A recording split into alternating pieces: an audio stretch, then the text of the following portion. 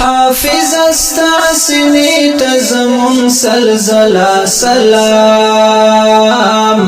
زمون سلزلا سلام چی زائدی پوکی ورکڑلو هر حرف تا دا قرآن حافظ استعسنی تزمون سلزلا سلام زمون سلزلا سلام قرآن هغه کتاب ته چې الله یې حفاظت کړي مسلم ته دا حکم ده چې تل به یې عزت کړي نو تا ته چې یاد کړلو کوای احترام حافظ استعسنی تزمون سلزلا سلام بسم الله الرحمن الرحیم نن الحمدلله 7 فروری 2023 الحمدلله زمونږه جامع مدنی هنګو د سربندي وشو د کې 15 طلباو چې چا تجوید پورا کړي واغې ته د سربندي وشو او 15 طالبانو طلباو په ناظری باندې قرآن ختم کړي غي هم د سربندي الحمدلله وشو زه سره د تاسو مخې ته د خپل مدرسې مختصر تعلیمي کارکردګي او چې کم فاینانس ته غمخې ته کېدم د پروګرام کې مولانا عبدالسمی سے مولانا مراد اظهر سے اور مولانا محمد عباس سے دا ګڼشه علماء کرامو د ملکی د محلي علاقې غي شرکت کړو او د سره سره د کل موږ سره الحمدلله 48 طلبه دي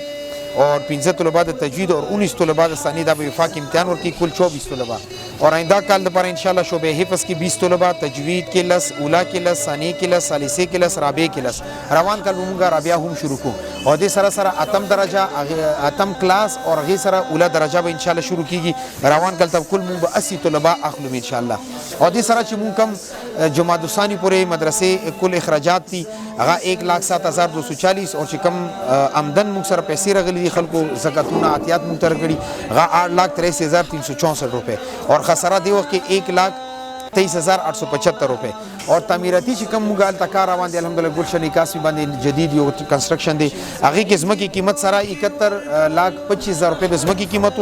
کل 1,96,585 روپے زموږ اخراجات دي او چې کم آمدن دي دا غزه هغه 1,08,11,838 روپے دي نغې اعتبار سره موږ الته هم خساره ده 3,84,746 روپے او د سره سره د عملګرو ته چې کوم زموږ معاونین دي دا هم ارس کول غواړم ان شاء الله موږ اغل ته کې یو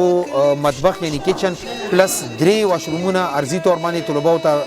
کار روانولو لپاره چې روان کال ته درس او تدریس شروع شي هغه باندې تقریبا 5-6 لک روپے کیږي ان شاء الله سکرایب کې زما موبایل نمبر اکاونټ نمبر دا ویډیو سره وي تاسو ان شاء الله موږ سره به تاسو هم کولای شئ او تعاون د پر زموږ دروازې درته کولاو دي راشي زموږ مدرسې وزټ وکي نظام وګوري ان شاء الله چې کله مطمئن شي دا خپل مدرسه دا ستا بچي ودی کې سبق وي موږ وینو خدا مدرسه به ان شاء الله وي نو ان شاء الله ټول مرګور نه زما دا اپیل دي چې ان شاء الله پهلا فرصت کې موږ خپل بچی رکی مدرسې ته دوی نمبر باندې کا بچی نه رکی ان شاء الله خپل مال به موږ ته رکی او کدا نه وین ان شاء الله کم از کم درجه کې زموږ جامع ته زموږ مدرسې ته زموږ علماء ته ټول مدرسو ته ان شاء الله خوشي دوغانه هم کوي جزاکم الله احسن الجزاء ډیر